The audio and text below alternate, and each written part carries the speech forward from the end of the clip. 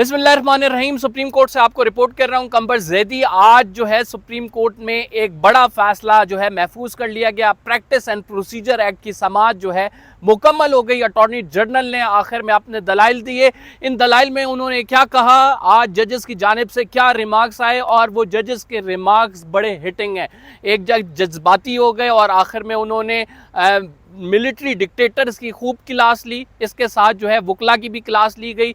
और फिर आज एक दफ़ा फिर दो जजेस, जस्टिस मुनीब और justice chief justice Qazi Faez ईसा के दरमियान जो तकरार हुई है, जो सवालात पे सवालात हुए हैं, वो बड़े इंटरेस्टिंग है। आज की समाअत का अहवाल आपके गोश गुजार करना है और साथ आपको बताना है कि ये केस, वो लोग जो इस केस को फॉलो नहीं कर रहे हैं उनके लिए एक क्विक रिव्यू, ये केस है क्या, इस केस में क्या फैसला होने जा रहा है और इस केस की वजह से हालात कैसे तब्दील सुप्रीम कोर्ट के होने वाले हैं, क्योंकि एक बहुत बड़ा फैसला है। ये केस बेसिकली क्विकली आपको एक मिनट के अंदर आपको ये सारा केस समझा देते हैं और उसके बाद आज की समाअत पे बात करते हैं। ये केस है क्या? ये केस बेसिकली पार्लियामेंट ने एक कानून साजी की थी पीडीएम के दौर पे। वो कानून साजी क्या थी? वो चीफ जस्टिस के इख्तियारात कर्टेल करने के हवाले से थी। सू मोटो का इख्तियार जो है चीफ जस्टिस ने, जैसे अस खुद नोटिस लेना है तो वो अकेला चीफ जस्टिस नहीं लेगा, उसके साथ दो सीनियर जजेस जो हैं वो लेंगे। सेक्शन 3 था ये उस कानून का। सेक्शन 5 क्या था? सेक्शन 5 इस कानून का था कि राइट ऑफ अपील, जब सू मोटो का केस सुना जाता है तो उसकी अपील का इख्तियार बड़ा लिमिटेड है। राइट ऑफ अपील पे ये बात की गई थी कि अब जब इसकी राइट ऑफ अपील होगा तो 3 से ज़्यादा या जजेस जो है वो इसको समाअत करेंगे। जितने रुकनी बेंच ने समाअत की होगी उससे ज़्यादा करेंगे और फिर अपील को भी एक पूरे केस की तरह की सुना जाएगा। पहले नज़रसानी अपील में बहुत मुख्तसर सी चीज़ें देखी जाती थी कि अगर फैसले में कोई सुकम है तो वो आप हमें बता दें, हम उसे चेंज कर देते हैं। लेकिन इसके बाद जो है, जब इस लॉ आने के बाद उन्होंने कहा कि मुकम्मल तौर पर नज़रसानी अपील को सुना जाएगा एज अ अपील, जैसे पहली पेटिशन आती है वैसे ही सुना जाएगा। तो ये लॉ था, इस पर जस्टिस उमर अता बंदयाल ने 8 रुकनी बेंच बनाया, इस पर स्टे दे दिया और उन्होंने कहा कि पार्लियामेंट हमारे मामलात में, एडमिनिस्ट्रेटिव मामलात में मुदाखलत नहीं कर सकती। अब सुप्रीम कोर्ट में 2 जजेस हैं, 2 तफरीक इस तरह के कि एक हम ख्याल जजेस हैं, वो ये समझते हैं कि पार्लियामेंट कानून साजी कर सकती है। पार्लियामेंट किसी भी कानून को बना दे तो उसको जो है हम कल अदम करार देने वाले कोई नहीं होते और पार्लियामेंट हमारे लिए कानून साजी कर रही है, पार्लियामेंट को हक हासिल है, वो अवामी नुमाइंदे। लेकिन दूसरी साइड के जो जजेस हैं वो ये समझते हैं कि पार्लियामेंट सुप्रीम है, सुप्रीम कोर्ट जो है वो एक ऑटोनमस बॉडी है और वो ट्राइकॉटमी ऑफ पावर का एक कॉन्सेप्ट है कि अदलिया की आज़ादी के लिए ज़रूरी है कि पार्लियामेंट इसको डिक्टेट ना करे, हम अपने एडमिनिस्ट्रेटिव मामलात खुद देखेंगे। तो ये जो है बेसिकली 2 जो ग्रुपों के दरमियान एक जंग है और ये जंग जो है वो कौन जीतता है, आज इसका फैसला होने वाला है। मुतादिद ऑब्जर्वेशंस आप देखते रहे और इस केस में आज पर्टिकुलरली अटॉर्नी जनरल जो दलाइल दी हैं वो बेसिकली इस हक में दी हैं कि इस लॉ को बरकरार रहना चाहिए। अटॉर्नी जनरल ने कहा कि इस तमाम मामले में अदलिया की आज़ादी मुतासर नहीं हो रही है, इस तमाम मामले में आपको जो है पार्लियामेंट मज़ीद मजबूत बनाने की कोशिश कर रहा है, इस तमाम मामले में चीफ जस्टिस के इख्तियारात को कम किया जा रहा है और जो चीफ जस्टिस खुद कह रहे हैं कि मुझे इससे कोई मसला नहीं है। लेकिन टेक्निकलिटीज़ काफ़ी ज़्यादा इन्वॉल्व थी, इस वजह से दूसरी साइड के जजेस जो हैं वो मुताद्दिद ये राय दे रहे थे, वो टेक्निकल सवाल कर रहे थे कि right of appeal substantive right है, कानून में दिया हुआ है, इसको आइनी तरमीम के बगैर कैसे आप एक्ट ऑफ पार्लियामेंट से कर सकते हैं। खैर वो बहुत सारी टेक्निकल चीज़ें थी। बहरहाल होने क्या जा रहा है, आज जो हिटिंग रिमार्क्स दिए गए हैं वो मैं आपको बता देता हूँ। इस पे स्टे था, अब वो स्टे ख़त्म होगा, ये कानून बरकरार रहेगा या नहीं, असल सवाल ये है। फैसला क्या है आपको बताते हैं। लेकिन इस तमाम मामले में जो आज रिमार्क्स दिए गए हैं, जो जस्टिस सरदार तारिक साहब ने दिए हैं, और वो तारिक साहब जो हैं वो सीनियर जज हैं, उनकी जानिब से कहा गया कि इस मुल्क में डिक्टेटरशिप को क्यों आप फ़रोग़ देते हैं। आप अगर इस लॉ की हमायत कर रहे हैं तो आप बेसिकली ये कहना चाह रहे हैं कि जो डिक्टेटरशिप है वो परवान चढ़े। और साथ उन्होंने ये भी कहा, जस्टिस तारिक की जानिब से कहा गया कि इस मुल्क में ऑलरेडी 4 बार डिक्टेटर्स आ चुके हैं, अगर पार्लियामेंट ने कोई कानून साजी ऐसी कर दी है जिससे हौसला शिकनी हो रही है तो हमें उसे सपोर्ट करना चाहिए, एटलीस्ट ये कहना चाहिए कानून बिल्कुल दुरुस्त है।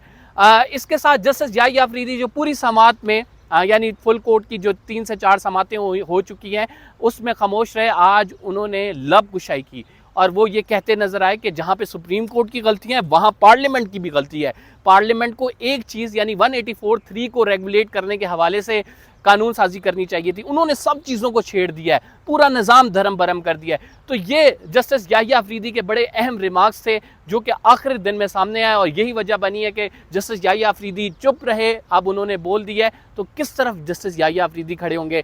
हमारे सामने है justice Qazi Faez Isa, justice Tariq, justice Mansoor Ali Shah, justice Athar Minallah, इसके साथ जस्टिस मोहम्मद अली मज़हर और साथ में जो है जस्टिस मज़हर आलम, जो जमाल खान मंदोखेल, आप ये भी कह सकते हैं जस्टिस अज़हर हसन रिजवी। ये 7 से 8 जजेस जो हैं वो इस बात पे मुत्तफ़िक हैं कि ये कानून जो है बरकरार रहना चाहिए। जस्टिस मुसर्रत हिलाली को भी इसमें शामिल कर लीजिए। लेकिन जो दूसरी साइड है जिसमें जस्टिस मुनीब, जस्टिस इजाज़ुल एहसन, इसके साथ जो हैं वो जस्टिस आयशा मलिक, जस्टिस शाहिद वहीद, इसके साथ जो है जस्टिस इजाज़ुल एहसन के साथ एक जज साहब जो हैं वो और हैं, उनका नाम मेरे जहन से निकल रहा है, तो वो भी इस राय के हामी हैं कि ये जो है, सॉरी जस्टिस मुझे याद आ गया, जस्टिस मज़ाहिर अली अकबर नकवी, 15 जजेस हैं तो सबके नाम याद रखते हैं और सबका सीक्वेंस थोड़ा सा टफ हो जाता है। जस्टिस मज़ाहिर अली अकबर नकवी तो वो इस बात के हामी हैं कि पार्लियामेंट ये कानून साजी नहीं कर सकती थी, इसने हमारे इख्तियारात में मुदाखलत की है। तो अब मामला अटक गया है चीफ जस्टिस के पास आकर। 15 लोग हैं, 15 में से जो अक्सरियत में होगा उसका जो है फैसला माना जाएगा। अक्सरियत वोट अभी तक चीफ जस्टिस ऑफ पाकिस्तान के पास हैं और चीफ जस्टिस ऑफ पाकिस्तान फैसला ये करना चाहते हैं कि वो इस कानून को बरकरार रखें। ये उनकी ऑब्जर्वेशन से वाज़ेह है। आज भी चीफ जस्टिस ने कहा कि कानून में जब पार्लियामेंट कोई कानून बनाती है तो हम मेखे निकालते हैं, उसमें छोटी छोटी सी चीज़ें जो हैं हम उस पर जाते हैं, जबकि हमने अपने इख्तियारात का भी बड़ा बेदरीग इस्तेमाल किया और हमें पूछने वाला कोई नहीं है। वो अदलिया की भी अकाउंटेबिलिटी यानी सुप्रीम कोर्ट की अकाउंटेबिलिटी की बात करते हैं, तो चीफ जस्टिस जो हैं वाज़ेह तौर पर एक तरफ खड़े हुए हैं और दूसरे जजेस जस्टिस इजाज़ुल एहसन और जस्टिस मुनीब जो हैं वो दूसरी तरफ खड़े हुए हैं। वो टेक्निकलिटीज़ को देख रहे हैं कि अगर ये कर दिया तो इससे एक फ्लड गेट ओपन हो जाएगा। आप जो है सिंपल एक्ट ऑफ पार्लियामेंट के ज़रिए यानी 2/3 मेजॉरिटी के बगैर आप जो है राइट ऑफ अपील नहीं फराम कर सकते। राइट ऑफ अपील एक सब्सटेंटिव राइट है। और फिर जस्टिस आयशा का वो सवाल जो है जिसमें जस्टिस आयशा कहती हैं कि फुल कोर्ट की अपील कौन सुनेगा, आज उस पर भी सवालात किए गए कि फुल कोर्ट की अपील जो है वो कहीं ना कहीं तो सुनी जानी चाहिए क्योंकि एक सब्सटेंटिव राइट है ये। और अगर आप बुनियादी हक नहीं देते उस शख्स को जो कि आइन कहता है तो ये खिलाफ वर्जी है। तो इस तमाम मामले पर अटॉर्नी जनरल को बड़ा तफसील से सुना गया। अब जो है वो फैसला महफूज करते हुए चीफ जस्टिस ऑफ पाकिस्तान ने कहा कि हम देखेंगे कि अगर हमारा इत्तफाक हो जाता है तो हम ये फैसला अभी सुना देंगे, अगर हमारा इत्तफाक नहीं होता है तो हम ये फैसला महफूज कर लेंगे। इत्तफाक हो ना हो फैसला यही है कि ये this law is going to prevail. And जो जस्टिस मुनीब और जस्टिस इजाज़ुल एहसन वाला बेंच है, मतलब वो जजेस हैं जिन्होंने इस पर स्टे दिया था, वो लोग अक़लियत में हैं, चीफ जस्टिस अक्सरियत में हैं। तो ये जो लॉ है ये सस्टेन करेगा। और इसके नतीजे में बड़ा सवाल ये पैदा होता है कि इस दौरान जब ये लॉ बन चुका था और इस पर स्टे आ चुका था, जो कानून साजी की गई है 184(3) के मामलात में जो सुने गए हैं, इधर उस पर फैसले आए हैं, तो उसको क्या सुप्रीम कोर्ट किस तरह से देखेगी, इसको एड्रेस बाद में किया जाएगा। लेकिन कुछ जजेस जो हैं अभी भी बड़ा आप ये कह सकते हैं कि वो राइट ऑफ अपील के मामले पर जो है उनके तहफ़्फ़ुज़ात हैं। और इस केस में होगा ये कि हर जज जो है वो अपनी राय ज़रूर देते हैं, कुछ अडॉप्ट कर लेते हैं कि जो फैसला लिखा है हम इससे मुत्तफ़िक हैं, लेकिन कुछ जो है एडिशनल नोट देते हैं, अपनी ओपिनियन देते हैं। जस्टिस याहिया अफरीदी अपना एडिशनल नोट देंगे, अपनी ओपिनियन देंगे।